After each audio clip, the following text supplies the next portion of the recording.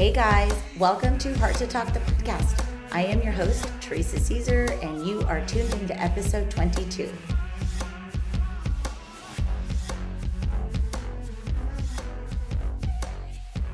Did you know that you have the power to thrive, not just survive when it comes to your health?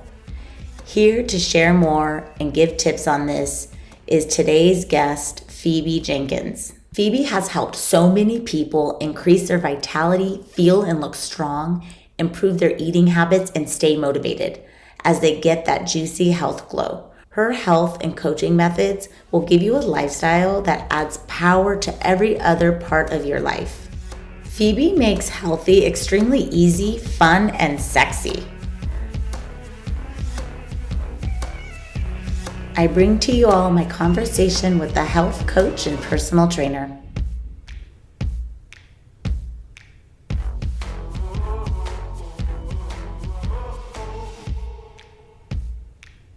I help high achievers lose weight, lose 30 pounds, increase their energy by 30%. And this is without radical dieting or hours at the gym. That's really in a nutshell. What I'm passionate about though is helping people feel amazing and look amazing without having to work hard at it. That's incredible. Can you tell us about how you use intuition to guide people? Definitely. So for sure, a blend of, the Western medicine sense of let's look at how is somebody eating, how is somebody exercising, and a person's mindset as well. Mental health is really important to me. And also, I think every person kind of intuitively knows what is best for them or what they might need. And so while I will access my own intuition, I will also work with my clients to access their intuition so that we're making changes that really benefit them and aren't kind of a cookie cutter or aren't because they saw it on Instagram or aren't something that isn't sustainable for them, but really intuitively fits into their life. One of the biggest struggles that I see people come up against is this sense of, well, I thought it had to be this way, or I thought I had to restrict, or I thought I had to work out more. And, actually it's not that often what I find. And so it's almost like reframing how we look at health or getting healthy versus, jumping on the bandwagon or going for a trend that isn't sustainable. It's hard to do. And a lot of times people will jump on that trend. It works for maybe a little while and then they revert to their old ways because it isn't sustainable. And so what was the point to begin with? Yeah. And so for those of you guys that are listening, Phoebe, this is her area of expertise. And we all have a lot of things we juggle. But if you feel like you need some guidance, I would outsource this. If this is something that you've been putting off and having trouble really integrate into your life, is the eating healthy and fitness. So you do both. Can you tell us about how you differentiate from others? So yes, I'd like to say there's kind of 3 tiers to what I do, and that's eating, energy, and exercise. So the E3 methodology. And eating is, all those things like how we eat, what we think about, what we eat, the emotions around how we eat, how we source our food, how we cook our food, how we get our pantry and our kitchen together. So anything that revolves around eating, right? I don't use the term nutrition because I'm not a nutritionist. And I don't use the term dieting because it's not about dieting, but it's really about looking at how we eat. And I feel like eating has the biggest foundational piece in those 3 E's because oftentimes, eating is like 80% of the work when it comes to weight loss, if that's a person's goal, and exercise is really just the 20%. So then there's exercise, and I definitely bring what I like to think of as a unique blend to that. So I've spent many years as a yoga teacher and training others to be yoga teachers as well. So I have a very kind of holistic, functional movement background. And then I also have spent a lot of time as a personal trainer, teaching people weight training, and then also as a dancer and an acro-yogi doing performances and things like that. So a very kind of diverse blend of movement. And my approach with that is, very targeted to goal specific in the sense of, okay, if a person is sitting at their desk all day, let's not ride a bike as exercise and run all the time because those are the exact same movement patterns. There's a type of fitness I teach called intensity fitness, and it's a radical combination of aerobics, strength training, kickboxing, some yoga, all paired with spoken affirmations. So super invigorating, super confidence building, and I think radically fun. And then with the third E, energy, that's everything that's your sleep, that's your mindset, that's everything that also impacts a person's health. I agree with you. I feel like mindset is everything. What about limiting beliefs that people have? Can you tell us about what you feel like is the biggest one? Great question. There are a wide variety of limiting beliefs, and I definitely have limiting beliefs of my own in various Me areas. too. Yeah, right. We all do. I think that's something that's so important to remember too. Is that like every single person out there has limiting beliefs. A lot that I see come up with my clients are that eating well and moving their body is difficult. And, a lot of the time I'm working with high achievers, and high achievers meaning people who are really excelling in their career, they're scaling, whether they're entrepreneurs, they're working hard, whether they are C-suite executives, they're those kind of people who are so busy being creative and ambitious that their food is often like, well, maybe I'll microwave a frozen organic burrito, or yeah, I'm going to try to, get HelloFresh or something like that. But it's not in their own control still, right? So they're trying, but they can't, it still feels difficult. It still feels challenging, and it's not quite how they want it. So I'm working with a lot of those busy people, and there's this thought that like cooking at home is hard, figuring out how to organize their kitchen and their pantry is challenging. And that belief, I think, is totally wrong. So you basically show them how it's not. How do you do that? Yeah, great question. And so I think it can be challenging, right? It can be hard if it's gone about in a certain way. And I think it can also be quite simple if it's gone about through another system. I'm going to start that by saying that I think it's different for every person, right? Like I definitely teach a foundational piece and kind of system with making cooking easier. And also it can be customized to fit into each person's life. Now, that's going to be things like really using their freezer and their pantry to have staples and to be able to eat 2 to 3 times when they really only cook once. And also making things that really do only take 20 minutes to have a delicious meal. And that doesn't mean it has to be, let's say quinoa with a sweet potato curry every time. It doesn't have to be the same thing multiple times. There's so many options out there that can be made in short amount of time with some meal planning and meal prepping that happens. And the other thing are the appliances, right? So knowing what appliances to be using, how to organize using them. A lot of it comes down to habits and time management. I'll often cook dinner. I'll spend about 30 minutes cooking dinner at 6 a.m. sometimes because I'm a morning person. Oh, and then that's a great idea. By the end of the day, right, I have my dinner ready. And not only do I have dinner, but I have dinner for that night. I have lunch for the next day. I have dinner again. I've put some in the freezer. So the week that I don't want to cook, I have a dinner ready for that time. So it kind of boils down to the organization, the time management, and just knowing some of those, like, okay, here's the appliance you need. Here's the staples that you want in your pantry. And here's the list of, kind of 50 different recipes.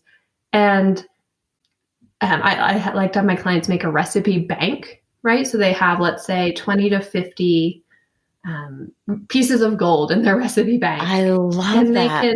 They can make 3 meals a week and 3 different meals for a week for a month. And then you can just repeat in a sense, right? And it doesn't feel like anyone's eating the exact same foods over and over. Wow. Okay. I love that advice because I feel like that's kind of my dilemma. And I'm sure other people listening, where I feel like I make the same things. I know that you also create your own recipes as well. Yes, definitely. I love to tinker in the kitchen. I'll use the word tinker because I by no means would I call myself a chef, but for sure, I mean, I like to create my own chocolates, different types, and I like to create my own sauces and dips, and I like to create my own soups and different types of stir fries and casseroles and different types of fun salads and really anything. I like recipes as like a foundational piece, but by no means do I ever follow them. Yeah, I love that. So you cook with your intuition. Yes, But so definitely. So I feel like a takeaway is just being prepared. I don't know about you, but at 4 or 5, when I'm done with my day, the last thing I want to do is go be in my kitchen. I want to go for a walk. I want to go do something fun. I don't want to have myself in this headspace of needing to take care or prepare because that's what I do all day, right? And so for me, my evenings are very rarely filled with cooking. And I would say that eating out is something I've done maybe 3 times in the past year and a half. I So love it. going back to your takeaway, yes, definitely being prepared is huge. And also knowing that it doesn't have to be every single morning, right? So maybe there's a Monday morning where you have a 2 hour time period, and that's where you can cook 3 meals in an hour to an hour and a half generally, and make them double or triple or quadruple the size, freeze some, save some, however you organize it. And really in that time period, you've cooked for the week. That's incredible. I'm motivated now to be prepared.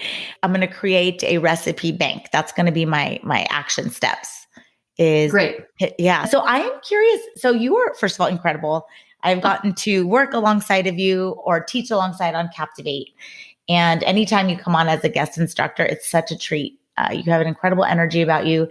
How did you become Phoebe that helps high achievers shed 30 pounds and increase their energy by 30%?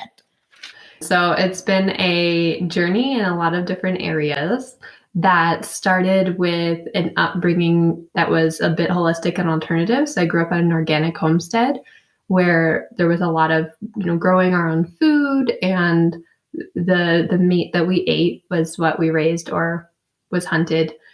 So there's that kind of foundational piece.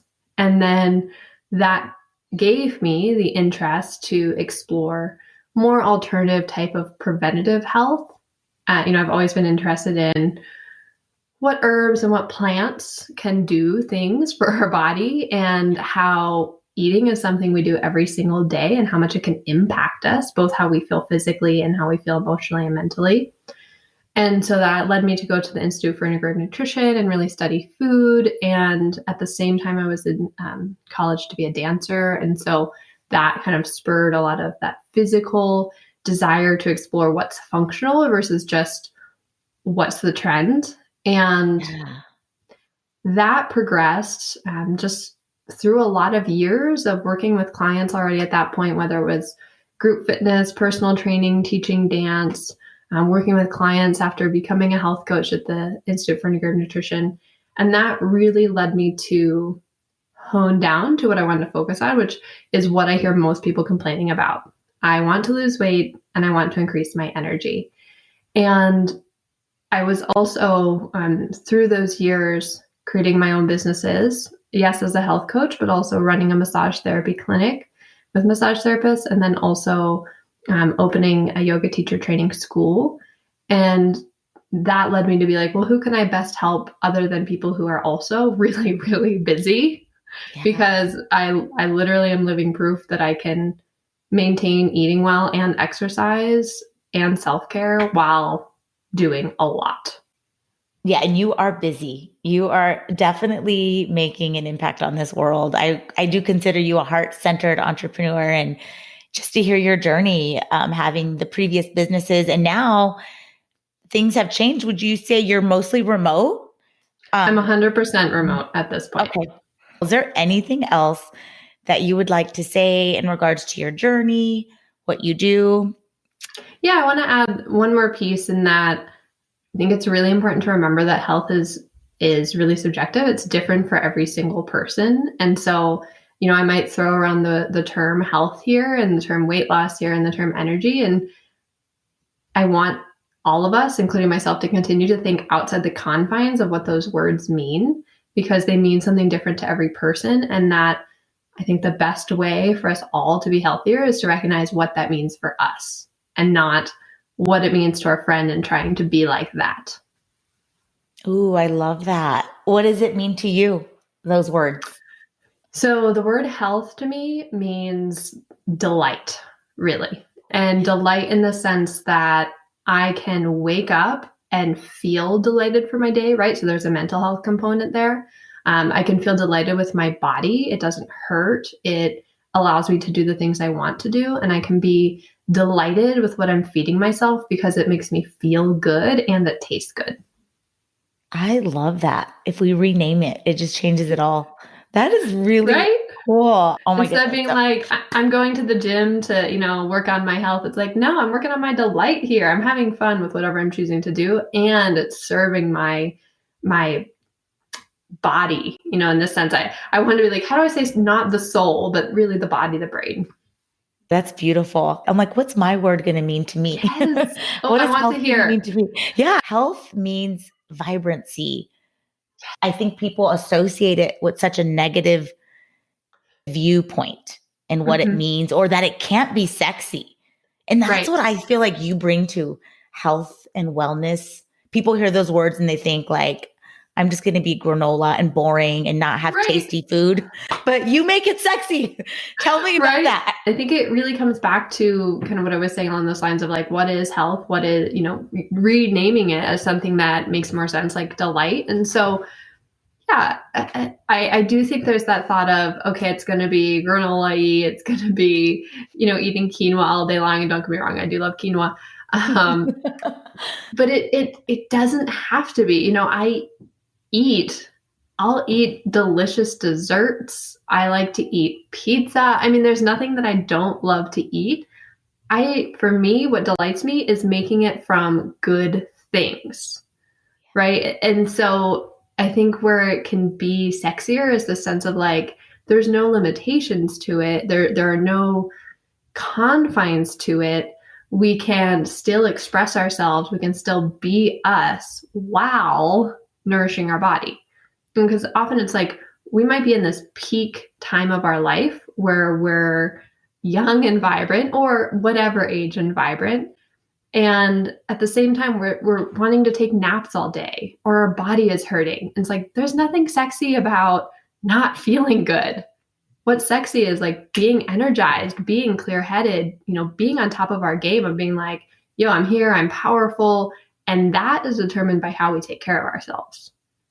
I love that you said that, Phoebe, because it is not normal. People think it's normal to be like, I'm tired, I'm this. It doesn't matter how many amazing skincare products, makeup, Botox, the most beautiful clothes you can wear, whatever that is. But if I'm not eating right, my success and energy levels are affected. What I create isn't coming out as powerful. So Mm-hmm. I feel like I have noticed, especially since I've been on this path of growth and growing my business, my podcast, all these other areas, I have integrated healthy eating 1,000,000%. But in the weeks I don't, the days I don't, I feel horrendous. And I look Exactly. horrendous. I And look puffy. right. And I'm going to speak for myself here, but when I feel puffy or when I feel horrendous, I don't want to create anything. I don't want to show up and talk on a Zoom call. I don't want to do anything that's furthering my goals or my vision of success. Yeah, it gets in So the way. Mm-hmm. yeah, in a way, it's like that care, that self-care, that eating well, that exercise, paying attention to my energy. It's all really selfish. It's just so I can, keep enjoying life, keep being successful, and keep having fun. I learned so much, and everything you do is amazing. I'm going to close it up with my 3 ending questions. So the first one, Phoebe, what is the best advice you have to offer to everyone listening? Yeah, and that's a powerful question, and I imagine that advice will change. The advice that I think is most important will change depending on when I'm asked it and what I'm I going love that. through. Makes sense. And, Mm-hmm. yeah, right. I think what I'd like to share is it's a kind of a quote in a sense that I've always lived by, and that is, above all, be kind. And I think that fits into so many different areas, right? It's like, be kind to ourselves, be kind to others, be kind to what surrounds us. It's also like, in the moment when something is challenging, be kind to the moment and don't let the challenging kind of take it over. I don't know. I use that term and I put it in all different areas of my life. And so I think anyone listening can take those words how they want as advice and how it applies, but above all, be kind. It's simple, but applicable, like you said, to all areas. Next one, what's your favorite quote? My favorite quote is, oh my goodness, let me see if I can not butcher it. It is, 1,000 candles can be lit from the light of a single candle, and the candle's light will not be diminished. Oh my Happiness, goodness. happiness never decreases from being shared. Oh my goodness. That's beautiful. I love that quote. Yeah, I have it hanging on my wall, and it's something I always remember. I've heard that it's a quote from Buddha, and I've also heard that that's a myth, so I'm not exactly sure. So we'll just say for now, unknown. And the last question, what is your favorite book? I love reading, so that's a tough question for sure. And I'm going to go with two quick ones. Two that I think have impacted me in the past 2 years. One is called Lost Connections by Johann Hari. And I highly recommend that book for anyone. And then the second one is called Humankind. And it's by, I think it's Rutger Bregg, something like that is the last name or the author's name. Anyway, it's called Humankind, A Hopeful History is the name of the book. And both of those are easy to read, yet powerful, mindset changing, life changing, perspective changing. And I recommend both of them. That is incredible. Thank you for those recommendations. And before I let you off, what does it mean to you when you say power to thrive, not survive? I think I've felt it myself at times. There's this sense of like survival mode. I'm trying to get through my day. I'm just trying to survive my work day. I'm trying to survive taking care of my family. I'm trying to survive negotiating kind of family relations. I'm trying to survive getting older, just trying to get through everything, where thriving is a sense of being in control. Right. And I don't use control in this term of like, I'm controlling my entire life and everything is militant in a sense, but control of how we feel is really powerful. And I think when we have that feeling, everything feels more manageable. And so this thriving is a sense of I'm in control of my finances. I'm in control of my relationships. I'm in control of my own self, how I eat, how I feel, my career, my education, my spirituality. All these things are centered and balanced and moving forward in the direction I want. Yeah, that's incredible. I love it. Coming from a place of empowerment.